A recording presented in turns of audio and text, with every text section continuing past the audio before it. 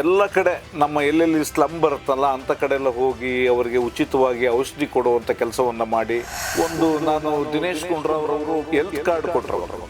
ಆಯುಷ್ಮಾನ್ ಭವ card KPCC ವತಿಯಿಂದ ವೀಕ್ಷಕರನ್ನಾಗಿ ಹಲವಾರು ಜಾಗಗಳಲ್ಲಿ ಹಾಕಿದ್ದಾರೆ. ಮತ್ತು ಶಕ್ತಿ ಯೋಜನೆ ನಮ್ಮ ರಾಮಲಿಂಗಾರೆಡ್ಡಿ ಸಾಹೇಬರು ಅವರ ಏನು ಒಂದು ಸಾರಿಗೆ ಸಚಿವರಾದಮೇಲೆ ಬಹುಶಃ ಇತಿಹಾಸ ನಮ್ಮ ಮುಖ್ಯಮಂತ್ರಿಗಳು ಹೇಳಿದರೆ 31ರೊಳಗಡೆ ಎಲ್ಲ ಗುಂಡಿಗಳನ್ನು ಮುಚ್ಚಬೇಕು ಅಂತ ಆದೇಶ ಮಾಡಿದ್ದಾರೆ. ಬಹುಶಃ ಎಲ್ಲ ಕಡೆ ಅದು ಸರಿದೂಗ್ತಾ ಬರ್ತಾ ಇದೆ. ಒಂದು ಲಿಮಿಟ್ ಇರ್ತದೆ, ಇಷ್ಟು ಹಣ ಅಂತ ಮಂಜೂರಾದಾಗ ಉಳಿಕೆ ಅದಕ್ಕೆ ನನ್ನ ಸ್ವಂತ ಹಣದಿಂದ ನಾನು ಕೈಲಾದಷ್ಟು ಮನೆ ಮನೆಗೂ ನೀರು ಕೊಡುವಂಥ ಕಾರ್ಯಕ್ರಮವನ್ನು ಮಾಡಿದ್ದೇನೆ. ವಿಶೇಷವಾಗಿ ಮೊದಲನೇ ಆದ್ಯತೆ ಅಂತ ಹೇಳಿದ್ರೆ ಕೋವಿಡ್. ನಾನು ಮಾಡಿರುವಂಥ ಕೆಲಸ ಅದೇ ನಮ್ಮನ್ನು ಕಾಪಾಡುತ್ತೆ ಅನ್ನೋ ನಂಬಿಕೆ. ನಮಸ್ಕಾರ ಸ್ನೇಹಿತರೆ, ವಿಜಯ ವಿಶ್ವವಾಣಿಗೆ ಸ್ವಾಗತ. ನಾನು ನಾಗೇಶ್. ಇವತ್ತಿನ ವಾರ್ಡ್ ಲಾರ್ಡ್ ಕಾರ್ಯಕ್ರಮಕ್ಕೆ ಹಿರಿಯ ಕಾಂಗ್ರೆಸ್ ಕಾರ್ಯಕರ್ತರು, ಮುಖಂಡರು ಹಾಗೂ KPCC ಸದಸ್ಯರು ಆಗಿರುವಂತಹ ಶ್ರೀಯುತ ಜಯಸಿಂಹ ಸರ್ ಅವರು ನಮ್ಮ ಜೊತೆಲಿದ್ದಾರೆ. ಬನ್ನಿ ಅವ್ರನ್ನ ಕಾರ್ಯಕ್ರಮಕ್ಕೆ ಸ್ವಾಗತಿಸೋಣ. ಸರ್, ಕಾರ್ಯಕ್ರಮಕ್ಕೆ ಸ್ವಾಗತ. ನಮಸ್ಕಾರ ಸರ್. ಈಗ BBMP ಇತ್ತು, ನೀವೆಲ್ಲ ಸ್ಪರ್ಧೆ ಮಾಡುವಂಥ ಸಂದರ್ಭದಲ್ಲಿ ಈಗ BBMP 198 ವಾರ್ಡ್ ಇರೋದನ್ನು ಈಗ ಗ್ರೇಟರ್ ಬೆಂಗಳೂರು ಅಂತ ಮಾಡಿದ್ದಾರೆ. ಸೊ ಇದರ ಸಾಧಕ ಬಾಧಕಗಳ ಬಗ್ಗೆ ಸ್ವಲ್ಪ ಹೇಳ್ಬೋದಾ? ಗ್ರೇಟರ್ ಬೆಂಗಳೂರು ಮೊದಲು BBMP ಏನಿತ್ತು 198 ವಾರ್ಡ್ಗಳಾಗಿ ಚುನಾವಣೆ ನಡೆದಂಥ ಸಂದರ್ಭ. ಈಗ ಹೊಸದಾಗಿ ಗ್ರೇಟರ್ ಬೆಂಗಳೂರು 368 ವಾರ್ಡ್ಗಳನ್ನಾಗಿ ನಮ್ಮ ಘನ ಸರ್ಕಾರ ಮಾಡಿದೆ. ಏನು ಅಂದರೆ ಅಭಿವೃದ್ಧಿಯ ಕಲ್ಪನೆ ದೃಷ್ಟಿಯಿಂದ ಮಾಡಿದ್ದಾರೆ. 5 ಭಾಗಗಳನ್ನು ಮಾಡಿ ಕಮಿಷನರನ್ನು ನೇಮಕ ಮಾಡಿ ಸಾರ್ವಜನಿಕರಿಗೆ ಅನುಕೂಲವಾಗುವಂಥ ದೃಷ್ಟಿಯಿಂದ ಈ ಒಂದು ಹೊಸ ದಿಟ್ಟ ನಿರ್ಧಾರವನ್ನು ನಮ್ಮ ಸರ್ಕಾರ DK ಶಿವಕುಮಾರ್ ಸಾಹೇಬರು ಹಾಗೂ ಸಿದ್ದರಾಮಯ್ಯನವರು ಈ ಒಂದು ನಿರ್ಣಾಯಕ ಪಾತ್ರವನ್ನು ವಹಿಸಿ ಈ ಒಂದು ಕಾರ್ಯಕ್ರಮವನ್ನು ಜಾರಿಗೆ ತಂದಿದ್ದಾರೆ.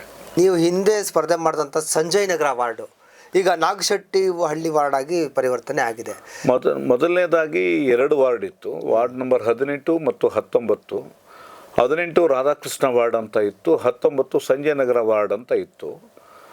ಆ ಸಂದರ್ಭದಲ್ಲಿ ರಾಧಾಕೃಷ್ಣ ವಾರ್ಡು ಸಾಮಾನ್ಯ ವರ್ಗಕ್ಕೆ ಮೀಸಲಾಗಿತ್ತು, ಸಂಜಯ್ ನಗರ ಮಹಿಳಾ ವರ್ಗಕ್ಕೆ ಮೀಸಲಾಗಿತ್ತು. ಸೊ ಅದೇ ಈಗ ನಾಗಶೆಟ್ಟಿಹಳ್ಳಿ ವಾರ್ಡ್ನಲ್ಲಿ ಇರುವಂತಹ ಈಗ ಸಮಸ್ಯೆಗಳ ಬಗ್ಗೆ ಏನಾದ್ರು ಹೇಳ್ಬೋದಾ?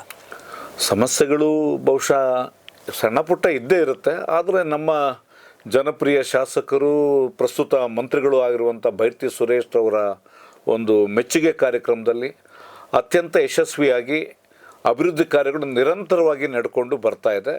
ಬಹುಶಃ ಎಲ್ಲ ಕೆಲಸಗಳು ಕಾರ್ಪೊರೇಟ್ರ್ ಕೆಲಸನೇ ಇಲ್ಲ ಅನ್ನೋ ಥರದಲ್ಲಿ ಅವರು ಒಂದು ಕಾರ್ಯಕ್ರಮಗಳನ್ನು ಮಾಡ್ತಾ ಬರ್ತಾ ಇದ್ದಾರೆ. ಸೊ ಹಿಂದೆ ಸಂಜಯ್ ನಗರ ವಾರ್ಡಲ್ಲಿ ತಮ್ಮ ಶ್ರೀಮತಿಯವರು ಸ್ಪರ್ಧೆ ಮಾಡಿ ಸೋತಿದ್ರು. ಸೊ ಸೋಲಿಗೆ ಕಾರಣ ಏನು ಅಂತ ಹೇಳ್ಬೋದು?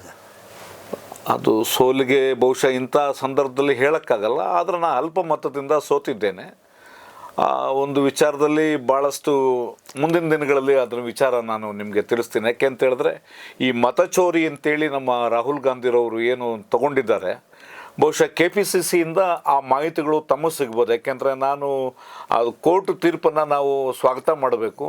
ಕೆಲವು ಏನೇನೋ ತೊಂದರೆಗಳಾಗಿದ್ದಾವೆ, ಅದು ಬಹುಶಃ KPCC ವತಿಯಿಂದ ತಮಗೆ ಮಾಹಿತಿ ಸಿಗ್ಬೋದು ಅಥವಾ ಮಾಹಿತಿ ತಗೋಬೋದು. ಸರ್, ಸೊ ಏನಕ್ಕೆ ಸೋತೆ, ಯಾವ ರೀತಿ ಅದು ಮತ ವರ್ಗಾವಣೆ ಬೇರೆ ವಾರ್ಡಿಂದ ಇಲ್ಲಿ ಸೇರಿಸಿದ್ರು, ಅದನ್ನು ಎಲ್ಲ ವಿಚಾರಗಳನ್ನು ನಿಮಗೆ KPCCಯಿಂದ ಮಾಹಿತಿ ಸಿಗುತ್ತೆ. ಈಗ ನೀವು ಕಾಂಗ್ರೆಸ್ ಪಕ್ಷದಲ್ಲಿದ್ದೀರಾ. ನಿಮ್ಮ ಹಾಗೂ ಕಾಂಗ್ರೆಸ್ ಪಕ್ಷದ ಒಡನಾಟ ಯಾವಾಗಿಂದ ಶುರುವಾಯಿತು ಮತ್ತು ಯಾವ ರೀತಿ ನೀವು ಪಕ್ಷವನ್ನೇ ನೀವು ಆರಿಸ್ಕೊಂಡ್ರಿ? ಬಹುಶಃ 88, 89, 92 ಆದಮೇಲೆ ಸ್ವಲ್ಪ ಸಕ್ರಿಯವಾಗಿ, ಮೊದಲು ನಾನು ಕನ್ನಡ ಪರ ಸಂಘಗಳಲ್ಲಿ ಕೆಲಸ ಮಾಡಿಕೊಂಡಿದ್ದೆ, RC ಕಾಲೇಜ್ ವಿದ್ಯಾರ್ಥಿ ಆಗಿದ್ದೆ. ಸೊ ಎಲ್ಲ ವಿದ್ಯಾರ್ಥಿ ದಶೆಯಲ್ಲೇ ನಾವು ಪಾರ್ಟಿಗೆ ಸೇರುವಂಥ ಒಂದು ಹುನ್ನಾರವನ್ನು ನಾವು ಮಾಡಿಕೊಂಡ್ವಿ. ಅಂಥ ಒಂದು ಸಂದರ್ಭದಲ್ಲಿ ಕಾಂಗ್ರೆಸ್ ಪಕ್ಷ ಒಳ್ಳೆ ಪಕ್ಷ, ಜಾತ್ಯತೀತ ಎಲ್ಲವನ್ನು ನೋಡಿ ನಾವು ಆ ಪಕ್ಷಕ್ಕೆ ಸೇರ್ಪಡೆ ಆದ ಅಂಥ ದಿನಗಳಲ್ಲಿ. ಮೊದಲನೇದಾಗಿ V ಕೃಷ್ಣರಾವ್ ಅಂತೇಳಿ KPCC ಅಧ್ಯಕ್ಷರಾಗಿದ್ದರು. ಅವರು ಚಿಕ್ಕಬಳ್ಳಾಪುರ ಲೋಕಸಭಾ ಪಾರ್ಲಿಮೆಂಟ್ನ ಮೆಂಬರ್ ಆಗಿದ್ದರು. ಅವರ ಶಿಷ್ಯನಾಗಿ ಪಾದಾರ್ಪಣೆ ಮಾಡಿಕೊಂಡೆ. ಅದಾದ ನಂತರ ಮುಂದೆ ಎಲ್ಲ ರಾಜಕಾರಣಿಗಳ ಜೊತೆಗೂ ನಿರಂತರವಾಗಿ ಸಂಪರ್ಕವನ್ನು ಇಟ್ಕೊಂಡು ಕಾರ್ಯನಿರ್ವಹಿಸ್ತಾ ಇದ್ದೀನಿ. ಸೊ ಈಗ ಕಾಂಗ್ರೆಸ್ನಲ್ಲಿ ನೀವು ನಡೆಸಿದಂತಹ ಪ್ರಮುಖ ಹೋರಾಟಗಳ ಬಗ್ಗೆ ಹೇಳ್ಬೋದಾ? ನಿರಂತರವಾಗಿ, ಏಕೆಂದರೆ ನಾವು ವಿರೋಧ ಪಕ್ಷದಲ್ಲಿದ್ದಾಗ ನಿರಂತರವಾಗಿ ಹೋರಾಟ ಮಾಡ್ತಾನೆ ಇರ್ತೀವಿ. ಅದರಲ್ಲೂ ವಿಶೇಷವಾಗಿ ನಾನು ಬೆಂಗಳೂರು ಉತ್ತರ ಜಿಲ್ಲಾ ಕಾಂಗ್ರೆಸ್ ಸಮಿತಿಯ ಅಧ್ಯಕ್ಷ ಪ್ರಚಾರ ಸಮಿತಿಯಿಂದ ಆಗಿದ್ದೆ. ಬಹುಶಃ ವಾರಕ್ಕೆ 3-4 ನಿರಂತರವಾಗಿ ಧರಣಿಗಳನ್ನು ಮಾಡುವಂಥದ್ದು, ಪ್ರೊಟೆಸ್ಟ್ ಮಾಡುವಂಥದ್ದು, ಕೆಲವು BJP ನಾಯಕರ ವಿರುದ್ಧ ಪೊಲೀಸ್ ಸ್ಟೇಷನ್ಗೆ ಕಂಪ್ಲೇಂಟ್ ಕೊಡುವಂಥದ್ದು, ಹಲವಾರು ಕಾರ್ಯಕ್ರಮಗಳನ್ನು ನಿರಂತರವಾಗಿ ನಮ್ಮ ಪಕ್ಷದ ಉಳಿವಿಗಾಗಿ ಹೋರಾಟವನ್ನು ನಿರಂತರ ನಾವು ಮಾಡ್ಕೊಂಡು ಬಂದಿದ್ದೇವೆ. ನೀವು ಈ ಕಾಂಗ್ರೆಸ್ನಲ್ಲಿ ಇದ್ದಂಥ ಸಂದರ್ಭದಲ್ಲಿ ಕೊರೋನಾ ಬಂತು. ಈ ಕೊರೋನಾ ಸಂದರ್ಭದಲ್ಲಿ ತಾವು ಮಾಡಿದಂತಹ ಒಂದು ಕೆಲಸ ಕಾರ್ಯಗಳ ಬಗ್ಗೆ. ಕೊರೋನಾ ನಿಜವಾಗ್ಲೂ ಕೂಡ ಅದೇನು ಹೇಳ್ತಾರಲ್ಲ, ಪುನರ್ಜನ್ಮ ಅಂತ ಹೇಳ್ಬೋದು. ಯಾಕೆಂದರೆ ಮೊದಲು ಹಾಗೂ ಎರಡನೇ ಬಾರಿ ಬಂದಂಥ ಕೊರೋನಾ ಇದೆಯಲ್ಲ, ಮಹಾ ದುರಂತ. ಬಹುಶಃ ಇನ್ನು ಯಾವತ್ತೂ ಬರಬಾರ್ದು ಅದು. ಆ ಥರ ಸ್ಥಿತಿಯನ್ನು ನಾನು ನಿರಂತರವಾಗಿ ಮಧ್ಯಾಹ್ನ ಹಾಗೂ ರಾತ್ರಿ ಊಟ ಕೊಡುವಂಥದ್ದನ್ನು ನಿರಂತರವಾಗಿ ಮಾಡ್ಕೊಂಡು ಬಂದ್ವಿ. ಅದರ ಜೊತೆಯಲ್ಲಿ ವ್ಯಾಕ್ಸಿನೇಷನ್ನು ಬಂದಂಥ ಸಂದರ್ಭದಲ್ಲಿ ಸುಮಾರು 6,000-7,000 ಜನ ವ್ಯಾಕ್ಸಿನ್ಗೆ ಮಾಡೋದಕ್ಕೆ ನಾವೇ ಅನುವು ಮಾಡಿಕೊಟ್ಟು, ನನ್ನ ಸಮರ್ಪಣಾ ಟ್ರಸ್ಟಿಂದ ವತಿಯಿಂದ ಎಲ್ಲ DHO ಮೊನ್ನೆ ನಮ್ಮ ಶಾಸಕರಲ್ಲೂ ಮನವಿ ಮಾಡಿಕೊಂಡು ಎಲ್ಲ ಭಾಗಗಳಲ್ಲೂ ಕೂಡ ಪ್ರತಿದಿನ, ಅದರಲ್ಲೂ ವಿಶೇಷವಾಗಿ ವಯೋವೃದ್ಧರಿಗೆ ನಾವು ಮೊದಲನೇ ಆದ್ಯತೆ ಕೊಟ್ವಿ. ಅದಾದಮೇಲೆ ಆಟೋ ಡ್ರೈವರ್ಸು ಮತ್ತು ಗ್ಯಾಸ್ ಸಿಲಿಂಡರ್ ಹೊಡೆಯುವಂಥ ಪಾಪ ಸೈಕಲ್ಲು ಮತ್ತು 2 ವೀಲರಲ್ಲಿ ಹೋಗುವಂಥ ಅಂಥವ್ರಿಗೆ ಈ ರೀತಿ ಎಲ್ಲ ಕಡೆ ನಾವು ಒಂದು ಸಭೆಯನ್ನು ಮಾಡಿ ಎಲ್ಲಿ ಅವಶ್ಯಕತೆ ಇದೆ ಅಂಥ ಕಡೆ ವ್ಯಾಕ್ಸಿನೇಷನ್ ಕೊಡುವಂಥದ್ದು. ಬೇರೆ ರಾಜ್ಯಗಳಿಂದ ಬಂದಂಥ ಮೈಗ್ರೆಂಟ್ಸ್ ಏನಿದ್ದಾರೆ ಪಾಪ, ಅವ್ರುಗಳಿಗೆ ವ್ಯಾಕ್ಸಿನೇಷನ್ನು ಮತ್ತು ಊಟ, ಮಾಸ್ಕು, ಪ್ರತಿಯೊಂದು ಔಷಧಿ ಕೂಡ ಕೊಡುವಂಥ ಕೆಲಸವನ್ನು ನಾವು ಮಾಡಿದ್ವಿ. ಜೊತೆಗೆ ಮಹಾನಸ ಅಂಥೇಳಿ ಒಂದು ಆಯುರ್ವೇದಿಕ್ ಆಸ್ಪತ್ರೆ, ಅವರು ಕೂಡ ನಮ್ಮ ಜೊತೆಗೂಡಿ ಬಹುಶಃ ಎಲ್ಲ ಕಡೆ ನಮ್ಮ ಎಲ್ಲೆಲ್ಲಿ ಸ್ಲಮ್ ಬರುತ್ತಲ್ಲ ಅಂಥ ಕಡೆ ಎಲ್ಲ ಹೋಗಿ ಅವರಿಗೆ ಉಚಿತವಾಗಿ ಔಷಧಿ ಕೊಡುವಂಥ ಕೆಲಸವನ್ನು ಮಾಡಿ, ಬಟ್ ನಮ್ಮ ನಾಯಕರ ಜೊತೆಯಲ್ಲೇ ಕೂಡ ಸೇರಿಕೊಂಡು ನಾನು ದಿನೇಶ್ ಗುಂಡೂರಾವ್ ಅವರು ಹೆಲ್ತ್ ಕಾರ್ಡ್ ಕೊಟ್ಟರವಾಗ, ಆಯುಷ್ಮಾನ್ ಭವ ಕಾರ್ಡು 1,500 ಕಾರ್ಡ್ಗಳನ್ನು ಒಂದು ವಾರದಲ್ಲಿ ಗುರುತಿಸಿ ಕೊಟ್ಟೆ. ಯಾಕೆಂದರೆ ಕೋವಿಡ್ ಟೈಮಲ್ಲಿ ಹಾಸ್ಪಿಟ್ಲಿಗೆ ಹೋದ್ರೆ ಅವರು ತೊಂದರೆ ಆಗುತ್ತೆ ಅನ್ನೋ ದೃಷ್ಟಿಯಿಂದ ಇನ್ಶೂರೆನ್ಸ್ ಇರೋದಿಲ್ಲ ಅಂಥವ್ರಿಗೆ ನಮ್ಮ ಸಮರ್ಪಣಾ ಟ್ರಸ್ಟಿಂದ ಅವರಿಗೆ ಹಣ ಪಾವತಿ ಮಾಡಿ ಅವರಿಗೆ ಕಾರ್ಡ್ಗಳನ್ನು ಒಂದು ಉಚಿತವಾಗಿ ನೀಡುವಂಥ ಕಾರ್ಯಕ್ರಮವನ್ನು ದಿನೇಶ್ ಗುಂಡೂರಾವ್ ಅವ್ರು ಕರ್ಕೊಂಡು ಬಂದೇ ಅವ್ರಿಗೆ ಮುಖಾಂತರ ನಾನು ಎಲ್ಲರಿಗೂ ವಿತರಣೆಯನ್ನು ಮಾಡಿದ್ದೇವೆ. ಸೊ ಇವಾಗ ಅದ್ರ ಜೊತೆಯಲ್ಲಿ ನೀವು ಜನರ ಜೊತೆ ಯಾವ ರೀತಿ ಒಡನಾಟವನ್ನು ಹೊಂದಿದ್ದೀರಾ, ಮತ್ತು ಆ ನಿಮ್ಮ ವಾರ್ಡ್ನಲ್ಲಿ ನೀವು ನಡೆಸಿರುವಂಥ ಈ ಅಭಿವೃದ್ಧಿ ಕಾಮಗಾರಿಗಳು ಅಥವಾ ಅಭಿವೃದ್ಧಿ ಕಾರ್ಯಗಳ ಬಗ್ಗೆ ಹೇಳೋದಾದರೆ? ನಾನು ಬಹುಶಃ 90-91ರಲ್ಲೇ ನಮ್ಮ ನಾಗಶೆಟ್ಟಹಳ್ಳಿ ಗ್ರಾಮ ಇತ್ತು. ಆವಾಗ ಗೆದ್ದಲಹಳ್ಳಿ ಗ್ರೂಪ್ ಪಂಚಾಯತಿ ಅಂತಿತ್ತು. ಅದಾದಮೇಲೆ ಅಧಿಸೂಚಿತ ಪ್ರದೇಶ ಅಂಥೇಳಿ ಆಯಿತು, ಹೆಬ್ಬಾಳ ಅಧಿಸೂಚಿತ ಪ್ರದೇಶ ಅಂತಾಯಿತು. ಆ ಒಂದು ಸಂದರ್ಭದಲ್ಲಿ ನನ್ನ ಗುರುಗಳಾದಂಥ ಕೃಷ್ಣರಾಯರು ಹಾಗೂ ಸನ್ಮಾನ್ಯ ಶ್ರೀ ಜಾಫರ್ ಶರೀಫ್ ಸಾಹೇಬರು ನಮ್ಮ ಭಾಗದ ಲೋಕಸಭಾ ಸದಸ್ಯರಾಗಿದ್ದರು. ಅಂಥ ಒಂದು ಸಂದರ್ಭದಲ್ಲಿ ನಾನು ಬೇರೆ ಹಳ್ಳಿಗಳಲ್ಲಿ ಅವ್ರ ಜೊತೆ, ನಮ್ಮದು ಹಳ್ಳಿ ಸಣ್ಣ ಹಳ್ಳಿಗಳಲ್ಲಿ ಬೇರೆ ಹಳ್ಳಿಗಳಿಗೆ ಹೋದಾಗ ಒಂದು ರಾಷ್ಟ್ರೀಯ ಗ್ರಾಮೀಣ ನೀರು ಸರಬರಾಜು ಯೋಜನೆ ಅಂಥೇಳಿ ಒಂದು 50,000 ಟ್ಯಾಂಕ್ ಅಷ್ಟು ಬೇರೆ ವಾರ್ಡ್ಗಳಲ್ಲಿ ನೋಡಿಕೊಂಡು ಊರುಗಳಲ್ಲಿ ಅದನ್ನು ನಮ್ಮ ಗ್ರಾಮಕ್ಕೆ ತರಬೇಕು ಅಂತೇಳಿ ಸತತವಾಗಿ 5 ವರ್ಷಗಳ ಕಾಲ ಅದರ ಜೊತೆಯಲ್ಲಿ ಓಡಾಡಿ ಆ ಒಂದು ನಮ್ಮ ನಾಗಶೆಟ್ಟಹಳ್ಳಿ ಗ್ರಾಮಕ್ಕೆ ಆ ಒಂದು ಟ್ಯಾಂಕನ್ನು ನಿರ್ಮಾಣ ಮಾಡಿ ಇಡೀ ನಮ್ಮ ಗ್ರಾಮದ ಎಲ್ಲ ಜನರಿಗೂ ಕೂಡ ಶುದ್ಧ ನೀರು ಕೊಡುವಂಥ ಒಂದು ಯೋಜನೆಯನ್ನು ಮಾಡಿ ಅದನ್ನು ಕಾರ್ಯಗತ ಮಾಡಿದ್ದೇನೆ. ಈಗ ನೀವು ಕಾಂಗ್ರೆಸ್ನಲ್ಲಿ ಸಾಕಷ್ಟು ಗಣ್ಯರ ಜೊತೆ ಮತ್ತು ನಾಯಕರ ಜೊತೆ, ಮುಖಂಡರ ಜೊತೆ ಒಡನಾಟವನ್ನು ಹೊಂದಿದ್ದೀರಾ. ಸೊ ಅದ್ರ ಬಗ್ಗೆ ನಿಮ್ಮ ಅನುಭವ ಹಂಚ್ಕೊಳ್ಬೋದಾ? ಬಹುಶಃ ನಾನು ಅಳಬಾಸ್ 35-40 ವರ್ಷ ಆಗಿದೆ.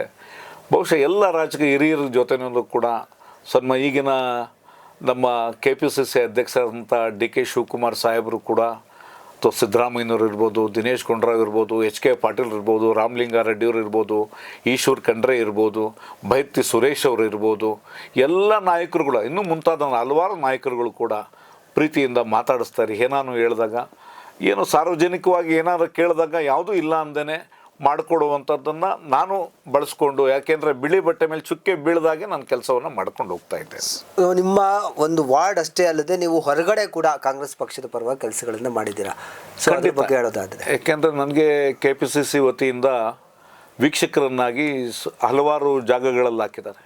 ವಿಶೇಷವಾಗಿ ರೋಣ, ಗದಗ್, ಚಾಮರಾಜನಗರ, ದಾವಣಗೆರೆ, ಹಾವೇರಿ, ಬೀದರ್, ಈ ರೀತಿ ಮತ್ತು ಚಿಕ್ಕಬಳ್ಳಾಪುರ ಜಿಲ್ಲೆ ಶಿಡ್ಲಘಟ್ಟ, ಗೌರಿಬಿದನೂರು ಎಲ್ಲ ಕಡೆಯಲ್ಲೂ ಕೂಡ, ಜೊತೆಗೆ ಮನೆ ಮನೆ ಕಾಂಗ್ರೆಸ್ ಅಂತೇಳಿ ಮಲ್ಲೇಶ್ವರಮ್ಮು ಮತ್ತು ನಮ್ಮ ದಾಸರಹಳ್ಳಿ ಎಲ್ಲ ಭಾಗದಲ್ಲೂ ನಗರ ಹಾಗೂ ಹೊರ ರಾಜ್ಯಗಳಲ್ಲೂ ಕೂಡ ನಾನು ಕೆಲಸವನ್ನು ಮಾಡಿದ್ದೇನೆ. ಸೊ ನಿಮ್ಮ ಕ್ಷೇತ್ರದ ಒಬ್ಬ ಶಾಸಕರು ಇಲ್ಲಿವರೆಗೂ ನಡೆಸಿರುವಂಥ ಅಭಿವೃದ್ಧಿ ಕಾರ್ಯಗಳ ಬಗ್ಗೆ ಹೇಳೋದಾದರೆ? ಬಹುಶಃ ಇತಿಹಾಸ ನ ಭೂತೋ ನ ಭವಿಷ್ಯತಿ, ಒಳ್ಳೆ ಕೆಲಸವನ್ನು ಮಾಡಿದ್ದಾರೆ. ಬಹುಶಃ ಅವರು ಬಂದಮೇಲೆ ಭಾಳಷ್ಟು ಅಭಿವೃದ್ಧಿ ಕೆಲಸಗಳು ನಮ್ಮ ಭಾಗದಲ್ಲಿ ಆಗಿದೆ, ನಮ್ಮ ಕ್ಷೇತ್ರದಲ್ಲೂ ಆಗಿದೆ. ಅದರಲ್ಲಿ ಬೇರೆ ಮಾತೇ ಇಲ್ಲ. ಸೊ ಈ ಗ್ಯಾರಂಟಿ ಯೋಜನೆಗಳು ಸರ್ಕಾರ ತಂದಿದೆ. ಸೊ ಇದು ಕಾಂಗ್ರೆಸ್ ಅಭ್ಯರ್ಥಿಗಳ ಗೆಲುವಿಗೆ ಸಹಕಾರಿ ಆಗುತ್ತೆ ಅಂತ ಅನಿಸುತ್ತೆ? ಖಂಡಿತ ಆಗುತ್ತೆ, ಖಂಡಿತ ಆಗುತ್ತೆ. ಯಾಕೆ ಅಂತ ಹೇಳಿದ್ರೆ ಇವತ್ತು ಗೃಹಲಕ್ಷ್ಮಿಯಿಂದ 2,000 ರೂಪಾಯಿ ಮಹಿಳೆ ಕೊಡುವಂಥ ಕಾರ್ಯಕ್ರಮ ಇರ್ಬೋದು. ಹಾಗಂತ ನಾವು ಹಣ ಕೊಟ್ಟು ಅವ್ರು ಮತ ಕೊಡ್ತಾರೆ ಅಂತಲ್ಲ, ಅವರ ಆರ್ಥಿಕ ಪರಿಸ್ಥಿತಿ ಅನುಗುಣವಾಗಿ ಕೆಲವರು ನೀವು ನೋಡಿರ್ಬೋದು, ಹಳ್ಳಿಗಳಲ್ಲಿ ಕೂಡಿಟ್ಕೊಂಡು ಒಬ್ಬಟ್ಟು ಮಾಡಿ ಮಾನ್ಯ ಮುಖ್ಯಮಂತ್ರಿಗಳಿಗೆ ಕರೆದು ಒಬ್ಬಟ್ಟು ಹೋಳಿಗೆ ಹಾಕಿರುವಂಥದ್ದನ್ನು ನೀವು ನೋಡಿದ್ದೀರಿ. ಅದೇ ರೀತಿಯಾಗಿ ಯಾವುದೋ ಹುಷಾರಿಲ್ಲ ಅಂದಾಗ ಕೂಡಿಟ್ಟ ಹಣವನ್ನು ಅದನ್ನು ಸದ್ಬಳಕೆ ಮಾಡುವಂಥದ್ದನ್ನು ಮಾಡೋದು ನೋಡಿದ್ದೀರಿ ನೀವು. ಎಂಥ ವಿಚಾರಗಳಲ್ಲೂ ಕೂಡ ಇವತ್ತು ಶಕ್ತಿ ಯೋಜನೆ, ನಮ್ಮ ರಾಮಲಿಂಗಾರೆಡ್ಡಿ ಸಾಹೇಬರು ಅವರ ಏನು ಒಂದು ಸಾರಿಗೆ ಸಚಿವರಾದಮೇಲೆ ಬಹುಶಃ ಇತಿಹಾಸ ಶಕ್ತಿ ಯೋಜನೆಗೆ ಬಹುಶಃ ಇಡೀ ರಾಜ್ಯದಲ್ಲಿರುವಂಥ ಎಲ್ಲ ದೇವಸ್ಥಾನಗಳಲ್ಲೂ ಕೂಡ ಪ್ರತಿದಿನ ಇವತ್ತು ರಶ್ ಆಗಿದೆ ಎಲ್ಲ ಕಡೆ. ಯಾಕೆಂತಂದರೆ ಮೊದಲು ಹೋಗೋಕ್ಕೆ ಆಗ್ತಾ ಇರಲಿಲ್ಲ. ಇವತ್ತು ಯಾರು ಬೇಕಾದ್ರೂ ಕೂಡ ಅವ್ರು ರೆಡಿ ಇತ್ತು ಅಂತಂದರೆ ಹೋಗಿ ದೇವಸ್ಥಾನ ದರ್ಶನ ಮಾಡಿಕೊಂಡು ಬರುವಂಥದ್ದನ್ನು, ಉಚಿತವಾಗಿ ಮಾಡಿರುವಂಥದ್ದನ್ನು ನಾವು ಮರಿಲಿಕ್ಕೆ ಸಾಧ್ಯನೇ ಇಲ್ಲ. ಈ ಗ್ಯಾರಂಟಿ ಯೋಜನೆಗಳೆಲ್ಲ ಆಯಿತು, ಆದರೆ ಇವತ್ತು ಬೆಂಗಳೂರಲ್ಲಿ ರಸ್ತೆ ಗುಂಡಿಗಳ ಸಮಸ್ಯೆ ಸಿಕ್ಕಾಪಟ್ಟೆ ಇದೆ. ಜನ ಸಾಕಷ್ಟು ಆಕ್ರೋಶಿತರಾಗಿದ್ದಾರೆ. ಮೊದಲು ಇತ್ತಲ್ಲ ಸರ್? ಮೊದಲು ಇತ್ತು, ಆದರೆ ಈಗ ಜಾಸ್ತಿ ಮಾಡ್ತಿಲ್ಲ ಅಂತ. ಮಳೆ ಜಾಸ್ತಿ ಆಗಿದೆ. ಐಟಿ ಕಂಪನಿಯವರು ಈಗ ಸರ್ಕಾರವನ್ನೇ ದೂರುವಂತ ಕೆಲಸ ಮಾಡ್ತಿದ್ದಾರೆ. ಇದು ಎಲ್ಲಾದ್ರೂ ಒಂದು ಕಡೆ ಬ್ಯಾಕ್ ಡ್ರಾಪ್ ಆಗುತ್ತಾ ಅಂತ? ಇಲ್ಲ, ಪತ್ರಿಕೆಯವರು ಏನೋ ಒಂದು ಹೇಳ್ತಾರೆ, ಆ ಥರ ಏನೂ ಆಗಿರೋದಿಲ್ಲ. ಆದರೆ ಗುಂಡಿಗಳ ವಿಚಾರದಲ್ಲಿ ನೀವು ನೋಡ್ತಿದ್ದೀರಿ, ರಾತ್ರಿ ಹೊತ್ತು ಆಗಲು ಮೊನ್ನೆ ಮುಖ್ಯಮಂತ್ರಿಗಳು ಹೇಳಿದ್ರೆ 31 ಎಲ್ಲ ಗುಂಡಿಗಳನ್ನು ಮುಚ್ಚಬೇಕು ಅಂತ ಆದೇಶ ಮಾಡಿದ್ದಾರೆ. ಬಹುಶಃ ಈಗ ಎಲ್ಲ ಕಡೆ ಅದು ಸರಿದೂಗ್ತಾ ಬರ್ತಾ ಇದೆ. ಸೊ ಈಗ ಚುನಾವಣೆ ನಡೆದ್ರೆ ಕಾಂಗ್ರೆಸ್ ಅಭ್ಯರ್ಥಿಗಳು ಸಾಕಷ್ಟು ಸಂಖ್ಯೆಯಲ್ಲಿ ಗೆಲ್ತಾರೆ ಅಂತ? ಖಂಡಿತ ಸರ್. ಸೊ ಅದೇ ಈಗ ನಿಮಗೆ ಸ್ಪರ್ಧೆ ಮಾಡೋಕ್ಕೆ ಅವಕಾಶ ಸಿಕ್ಕಿ ನೀವು ಗೆದ್ದರೆ ಸೊ ನೀವು ಏನೆಲ್ಲ ಮಾಡಬೇಕು ಅಂತಿದ್ದೀರ? ಬಹುಶಃ ನಾನೀಗ ಒಬ್ಬ ಕಾರ್ಪೊರೇಟ್ರು ಗೆದ್ದು ಏನು ಮಾಡ್ತಾನೋ ಅಷ್ಟು ಕೆಲಸವನ್ನು ನಮ್ಮ ಜನಗಳ ಆಶೀರ್ವಾದ, ನಮ್ಮ ಪಕ್ಷದ ಆಶೀರ್ವಾದ ಹಾಗೂ ನಮ್ಮ ನಾಯಕರುಗಳ ಆಶೀರ್ವಾದದಿಂದ ಸಂಜಯ್ ನಗರ ಮತ್ತು ರಾಧಾಕೃಷ್ಣ ವಾರ್ಡಲ್ಲಿ 2 ಬೆಂಗಳೂರು ಒನ್ನನ್ನು ಸ್ಥಾಪನೆ ಮಾಡಿಸಿದ್ದೀನಿ. ದಿನೇಶ್ ಗುಂಡೂರಾವ್ ಅವರ ಶಿಫಾರಸು, ಅಧಿಕಾರಿಗಳ ಒಂದು ಸಹಕಾರ ಎಲ್ಲವೂ ಕೂಡ ಸಂಜಯ್ ನಗರ ಹಾಗೂ ರಾಧಾಕೃಷ್ಣ ವಾರ್ಡಲ್ಲಿ 2 ಬೆಂಗಳೂರು ಒನ್ನನ್ನು ನಾನೇ ಅದನ್ನು ಮಂಜೂರು ಮಾಡಿಸಿ ತಂದಿದ್ದೇನೆ. ಅದನ್ನು ಬಿಟ್ಟು ಬೇರೆ ಈಗ ನಾನು ಚುನಾವಣೆಯಲ್ಲಿ ನಮ್ಮ ಮನೆ ಶ್ರೀಮತಿಯವರು ಸೋತಾದ ಮೇಲೆ, ಪರಾಜಿತರಾದ ಮೇಲೆ ಬಹುಶಃ ನಾನು ವಾರ್ಡ್ಗೆ ಕಮಿಟ್ಮೆಂಟ್ ಮಾಡಿಕೊಂಡಿದ್ದೆ. ನಾನು ಎಲ್ಲ ಭಾಗದಲ್ಲೂ ಕೂಡ ಕೊಳವೆ ಬಾವಿ ಕಳಿಸಿ ಅವ್ರಿಗೆಲ್ಲರಿಗೂ ಕೂಡ ಮನೆ ಮನೆಗೂ ನೀರು ಕೊಡುವಂಥ ಒಂದು ಕಾನ್ಸೆಪ್ಟ್ ಇಟ್ಕೊಂಡಿದ್ದೆ. ಬಹುಶಃ ನಾನು ಚುನಾವಣೆ ಆದ ನಂತರ ನಮ್ಮದೇ ಸರ್ಕಾರ ಇತ್ತು.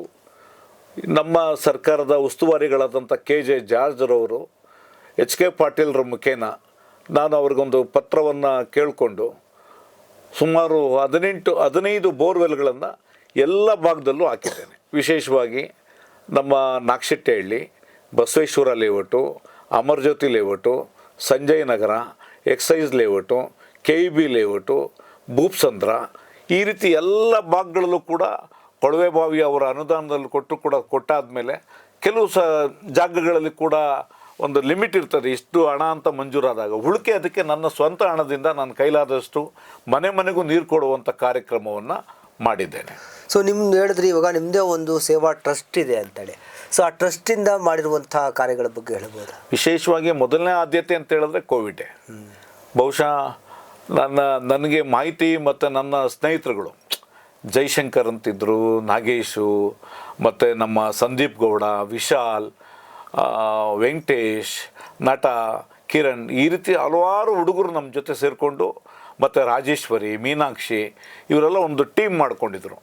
ಆ ಟೀಮ್ ಮಾಡಿಕೊಂಡು ಯಾರು ಬೇರೆ ಊರುಗಳಿಗೆ ಹೋಗಬೇಕು, ಅವ್ರುಗಳಿಗೆ ಆರ್ಥಿಕ ಸ್ಥಿತಿ ಎಲ್ಲ ಕಡೆ ನಿಂತೋಗಿತ್ತು, ಯಾವುದೇ ಉದ್ಯಮ ಇಲ್ಲ, ಯಾವುದೇ ಕೆಲಸ ಇಲ್ಲ ಅಂತ ಒಂದು ಸಂದರ್ಭದಲ್ಲಿ ಭಾಳಷ್ಟು ದಾನಿಗಳು ಊರುಗಳಿಗೆ ಹೋಗಲಿಕ್ಕೆ ಅವ್ರಿಗೆ ಧನ ಸಹಾಯ ಮಾಡುವಂಥದ್ದು, ಟಿಕೆಟ್ ಕೊಡಿಸಿ ಅವ್ರಿಗೆ ಊರಿಗೆ ಕಳಿಸುವಂಥ ಕೆಲಸವನ್ನು ಮಾಡಿದ್ವಿ. ಜೊತೆಗೆ ಯಾರು ಬಡವರಿದ್ದಾರೆ ನಿರಂತರವಾಗಿ ಒಂದು 10,000 ರಿಂದ 15,000 ಕಿಟ್ಗಳನ್ನು ನಾವು ದಿನೇಶ್ ಗುಂಡೂರಾವ್ ಕಡೆನೂ ಕೊಡಿಸಿದ್ದೀನಿ, ಎಚ್ ಕೆ ಪಾಟೀಲ್ರ ಕಡೆನೂ ಕೊಡಿಸಿದ್ದೀನಿ, ಬೈತಿ ಸುರೇಶ್ ಕಡೆಯಿಂದನೂ ಕೂಡ ನಾವು ಕೊಡಿಸ್ಕೊಟ್ಟಿದ್ದೀವಿ. ಸೊ ನಿಮಗೆ ಈಗ ಸ್ಪರ್ಧೆಗೆ ಅವಕಾಶ ಸಿಕ್ಕರೆ ಜನ ನಿಮ್ಗೆ ಯಾಕೆ ಮತ ಹಾಕಬೇಕು? ನಮ್ಮ ಭಾವನೆ, ನಾನು ಮಾಡಿರುವಂಥ ಕೆಲಸ ಅದೇ ನಮ್ಮನ್ನು ಕಾಪಾಡುತ್ತೆ ಅನ್ನೋ ನಂಬಿಕೆ. ಈಗ ಕಡೆಯದಾಗಿ ನಿಮ್ಮ ವಾರ್ಡಿನ ಜನತೆಗೆ ಏನು ಹೇಳಕ್ಕೆ ಇಷ್ಟಪಡ್ತೀರಿ? ವಾರ್ಡ್ಗೆ ಇಷ್ಟು ವರ್ಷಗಳ ಕಾಲ ನಮಗೆ ನಿರಂತರವಾಗಿ ಅವರು ಪ್ರತ್ಯಕ್ಷವಾಗಿ ಪರೋಕ್ಷವಾಗಿ ನಂಗೆ ಸಹಕಾರ ಮತ್ತು ಬೆಂಬಲ ನೀಡ್ತಾ ಇರ್ತಾರೆ. ಕೆಲವೊಮ್ಮೆ ನೇರವಾಗಿ ನಮ್ಮ ಬಗ್ಗೆ ಹೇಳೋಕ್ಕಾಗಲ್ಲ, ಯಾಕೆಂದರೆ ನಂದು ಎಲ್ಲ ಕೂಡ ಆಕಾಂಕ್ಷೆಗಳಿದ್ದಾಗ ಪ್ರತಿಯೊಬ್ಬರು ಸುಮಾರು ನಮ್ಮಲ್ಲಿ 25-30 ಬಡಾವಣೆಗಳು ಅಸೋಸಿಯೇಷನ್ ಇದ್ದಾವೆ. ಎಲ್ಲರ ಜೊತೆ ನಿರಂತರವಾಗಿ ಸಂಪರ್ಕ ಇಟ್ಕೊಂಡಿದ್ದೇನೆ. ಜೊತೆಗೆ ಸಾರ್ವಜನಿಕ ಬದುಕು ಭಾಳ ಕಷ್ಟ ಇರ್ತದೆ ಮುಳ್ಳಿನ ಹಾಸಿಗೆ ಇದ್ದಾಗೆ. ಆ ರೀತಿ ಅವರೆಲ್ಲರ ಜೊತೆನೂ ಕೂಡ ನಿರಂತರವಾಗಿ ಸಂಪರ್ಕ ಇಟ್ಕೊಂಡು ಅದ್ರ ಜೊತೆಯಲ್ಲೂ ಕೂಡ ನಮ್ಮ ಭಾಗದಲ್ಲಿ 4 ನಾಮಕರಣಗಳನ್ನು ರಸ್ತೆ ನಾಮಕರಣ ಮಾಡಿದ್ದೇನೆ. ಮೊದಲನೇದಾಗಿ ಶ್ರೀಮತಿ ಪದ್ಮಾವತಿಯವರು ಈ ನಮ್ಮ ಬೆಂಗಳೂರು ಮಹಾನಗರ ಪಾಲಿಕೆಯ ಮಹಾಪೌರರಾಗಿದ್ದರು. ಅವ್ರಿಗೆ ನಾನು ಅವಾಗ ಪ್ರಚಾರ ಸಮಿತಿಯ ಅಧ್ಯಕ್ಷನಾಗಿ ಅವ್ರಿಗೊಂದು ಮನವಿ ಮಾಡಿಕೊಂಡೆ, ರಾಘವೇಂದ್ರ ಸ್ವಾಮಿ ಹಾಗೂ ಶಂಕರಾಚಾರ್ಯ ರಸ್ತೆ ಆಗಬೇಕು ಅಂಥೇಳಿ. ಅದಕ್ಕೂ ಕೂಡ ಭಾಳಷ್ಟು ಅಬ್ಜೆಕ್ಷನ್ಸ್ ಬಂತು, ಏನೇನೋ ಆಯಿತು, ಇರಲಿ, ಅದೆಲ್ಲ ಬೇರೆ ವಿಚಾರ. ಆದರೆ ಕಡೆಗೆ ನಮ್ಮ ವಿಧಾನ ಪರಿಷತ್ ಸದಸ್ಯರಾಗಿದ್ದರು ಬೈತಿ ಸುರೇಶ್ ರವರು ಆ ಸಂದರ್ಭದಲ್ಲಿ ಆ ಒಂದು ಕಾರ್ಯಕ್ರಮನ ಮಾಡಿ ಆ ರಸ್ತೆಗೆ ರಾಘವೇಂದ್ರ ಸ್ವಾಮಿಗಳ ಒಂದು ರಸ್ತೆ ಅಂತೇಳಿ ನಾಮಕರಣ ಮಾಡಿಕೊಟ್ವಿ. ಅದೇ ಬೈತಿ ಸುರೇಶ್ ರವರ MLC ಇದ್ದಂಥ ಅನುದಾನದಲ್ಲಿ ರಾಘವೇಂದ್ರ ಮಠಕ್ಕೆ ಒಂದು ಕಾಂಕ್ರೀಟ್ ರಸ್ತೆಯನ್ನು ಮಾಡಿಕೊಟ್ರು. ಪೂರ್ತಿ ಅವರ ಅನುದಾನದಲ್ಲೇ ಮಾಡಿಕೊಟ್ಟು ಆ ಸಮಾಜಕ್ಕೆ ಕೆಲಸವನ್ನು ಮಾಡೋದಕ್ಕೆ ದೇವ್ರ ಕೆಲಸ ಮತ್ತು ಸಾರ್ವಜನಿಕರ ಕೆಲಸ ಎರಡೂ ಒಟ್ಟಾಗಿ ಮಾಡಿದ್ದೇವೆ. ಸರಿ, ಇದರ ಜೊತೆಯಲ್ಲಿ ನಮ್ಮ ಈ ಆರ್ಯವೈಶ್ಯ ಸಮಾಜ ಇದೆಯಲ್ಲ, ಅಲ್ಲಿ ಕನಿಕಾ ಪರಮೇಶ್ವರಿ ದೇವಸ್ಥಾನ ಅಂತ ಹೇಳಿ ಇದೆ. ಆ ರಸ್ತೆಗೂ ಕೂಡ ಶ್ರೀ ಕನಿಕಾ ಪರಮೇಶ್ವರಿ ದೇವಸ್ಥಾನ ಹಾಗೂ ಶ್ರೀ ರಾಮದೇವರ ರಸ್ತೆ ಅಂತೇಳಿ ಅದನ್ನು ಕೂಡ ಮಂಜೂರು ಮಾಡಿಸಿದ್ದೇನೆ. ಅದ್ರ ಜೊತೆಗೆ ಭೂಪ್ಸಂದ್ರ ಹಜರತ್ ಮಾಣಿಕ್ ಶಾ ರಸ್ತೆ ಅಂಥೇಳಿ ಮಾಡಿದ್ದೇನೆ. ಇಂದಿನ ನಾನು ಹೇಳ್ತಿರೋದು, ನಾವು ಹುಟ್ಟಲಿಕ್ಕಿಂತ ಮುಂಚೆನೇ ಕನ್ನಡದ ಪರ ಶ್ರೀ ರಾಜು ಪುರೋಹಿತ್ ಅಂಥೇಳಿ ಬಹುಶಃ ಅವಾಗ ಈ ಮರಾಠಿ ಪ್ರಾಬಲ್ಯ ಜಾಸ್ತಿ ಇದ್ದಂಥ ಸಂದರ್ಭದಲ್ಲಿ ಕನ್ನಡ ಪತ್ರಿಕೆಗಳನ್ನು ಸೈಕಲಲ್ಲಿ ತೊಗೊಂಡೋಗಿ ಕೊಡುವಂಥ ಕಾಲ ಇದ್ದಂಥ ಒಬ್ಬ ಮಹನೀಯರ ಹೆಸರನ್ನು ನಮ್ಮ AECS ಬಡಾವಣೆ ಶ್ರೀಯುತ ಆನಂದ್ರವರು ಡೆಪ್ಟಿ ಮೇಯರ್ ಆಗಿದ್ದರು. ಅವರು ಕೂಡ ನನ್ನ ಸ್ನೇಹಿತರು. ಅವರು ಒಂದು ಪತ್ರ ಕೊಟ್ಟಿದ್ದರು. ಆ ಪತ್ರದ ಜೊತೆಯಲ್ಲಿ ರಾಮಲಿಂಗಾರೆಡ್ಡಿ ಸಾಹೇಬರು ಕೊಟ್ಟರು. ಅದರ ಮೇಲೆ ಆ ಒಂದು ಕಾರ್ಯಕ್ರಮವನ್ನು ಮಾಡಿದ್ದೇನೆ. ಇದ್ರ ಜೊತೆಯಲ್ಲಿ ಕಳೆದ 1 ವರ್ಷಕ್ಕಿಂತ ಮುಂಚೆ ನಮ್ಮ ಸರ್ಕಾರ ಬಂದಾದಮೇಲೆ ಬಹುಶಃ ಅದಕ್ಕಿಂತ ಮುಂಚಿತವಾಗಿ 80 ಫೀಟ್ ರೋಡು KH ಪಾಟೀಲ್ ರಸ್ತೆ ಅಂಥೇಳಿ ಒಂದು ನಾಮಕರಣ ಮಾಡಬೇಕು ಅಂತ ಹೇಳಿದ್ರು. ಅದಕ್ಕೂ ಕೂಡ ಭಾಳಷ್ಟು ಹೋರಾಟಗಳಾಯಿತು. ಅದರ ಜೊತೆಯಲ್ಲಿ ರಾಮಲಿಂಗಾರೆಡ್ಡಿ ಸಾಹೇಬರು, ಸನ್ಮಾನ್ಯ ಶ್ರೀ DK ಶಿವಕುಮಾರ್ ಅವರು, ನಮ್ಮ ಮಂತ್ರಿಗಳಾದಂಥ ಜನಪ್ರಿಯ ಮಂತ್ರಿಗಳಾದಂಥ ಬೈತಿ ಸುರೇಶ್ ರವರು ಎಲ್ಲರೂ ಸೇರಿ ಆ ಒಂದು ಕಾರ್ಯಕ್ರಮವನ್ನು ಮಾಡಲಿಕ್ಕೆ ನಮಗೆ ಸಹಕಾರ ಕೊಟ್ಟರು. ಬಹುಶಃ ಅತ್ಯಂತ ಆ ರಸ್ತೆಗೆ ಪ್ರಖ್ಯಾತ ರಸ್ತೆಗೆ KH ಪಾಟೀಲ್ ರಸ್ತೆ ಅಂತ ಕೂಡ ನಾಮಕರಣ ಮಾಡಿದ್ದೇವೆ. ಸೊ ನಿಮಗೆ ಹಿಂದೆ ಈ ಬ್ರಾಹ್ಮಣ ಅಭಿವೃದ್ಧಿ ನಿಗಮಕ್ಕೆ ನಿಮ್ಮನ್ನು ಅಧ್ಯಕ್ಷರನ್ನಾಗಿ ಮಾಡಿದರು. ಸೊ ಅದನ್ನು ನೀವು ನಿರಾಕರಿಸಿದ್ರಿ. ಸೊ ಯಾಕೆ ಅಂತ ಕೇಳ್ಬೋದು, ಅಥವಾ ಸಮುದಾಯಕ್ಕೆ ನೀವು ಕೊಟ್ಟಿರುವಂಥ ಕೊಡುಗೆಗಳು? ಬಹುಶಃ ನಾನು ನಮ್ಮ ಸಮಾಜದ ಕೆಲಸ ಭಾಳಷ್ಟು ಮಾಡಿದ್ದೇನೆ. ಯಾಕೆಂದರೆ ನಾವು ಜಾತ್ಯತೀತ ನಿಲುವನ್ನು ಭಾಳಷ್ಟು ನಾನು ಗೌರವ ಪಡ್ತೇನೆ.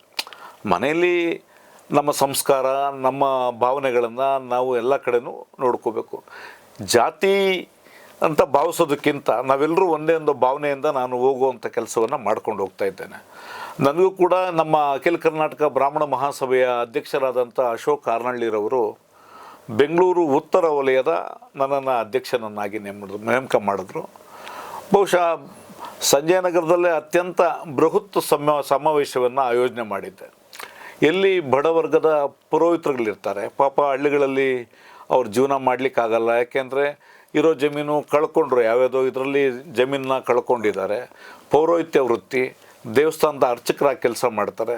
ಅಂಥವ್ರಿಗೆ ಸರ್ಕಾರದಿಂದ ಏನೋ ಸವಲತ್ತುಗಳು ಸಿಗುವಂಥ ಒಂದು ಕೆಲಸವನ್ನು ಆಗಲಿ ಅಂತೇಳಿ ಒಂದು ಸಮಾವೇಶ ಕಾರ್ಯಕ್ರಮವನ್ನು ನಾವು ಮಾಡ್ಕೊಂಬಂದ್ವಿ. ಸರಿ ಸರ್, ನಿಮಗೆ ಈ ಬಾರಿ ಗ್ರೇಟರ್ ಬೆಂಗಳೂರು ನೀವು ಜಯಶೀಲರಾಗಿ ಅಂತ ನಮ್ಮ ಚಾನಲ್ ಪರವಾಗಿ ಕೇಳ್ಕೊತೀವಿ. ನಮಸ್ಕಾರ. ನಮಸ್ಕಾರ ಸರ್.